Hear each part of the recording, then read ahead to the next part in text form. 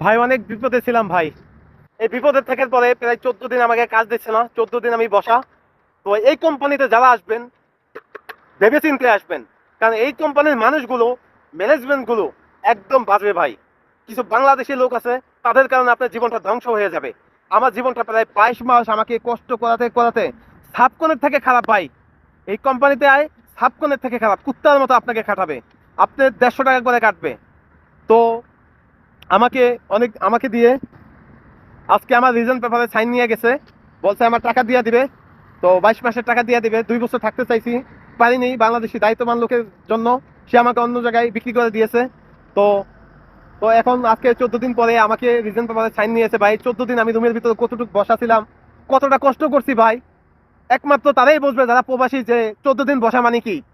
আমাকে এতটা পরিমাণ কষ্ট দিয়েছে, আমি আল্লাহর কাছে বিচার দিছি, এছাড়া আমার এই প্রবাসে আর কেউ নাই। প্রবাসের মাটিতে আপনি যখন আসবেন একজন দায়িত্ববান লোকের কাছে আসলে, তার কাছে যদি আপনি বাবা মার সমতুল্য দায়িত্ববান লোক, একজন দায়িত্ববান লোক পাইছেন, সে আপনার বাবা মায়ের মতো আপনাকে দেখে শুনে রাখবে।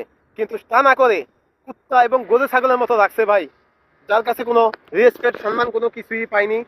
তো আসছে তাহলে কি, কখনো কাজের জন্য পেরা দেয়নি, কিন্তু লাস্ট পর্যন্ত তার মুভমেন্টে আমি ধরতে পাইনি, সে আমাকে কেন ট্রান্সফার করছে 2 মাসের জন্য।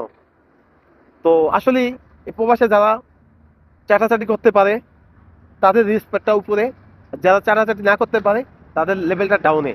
তো আমাকে এমন করে ফেলেছে, আমার আর থাকার সুযোগ নাই, আমাকে পাঠিয়ে দিচ্ছে।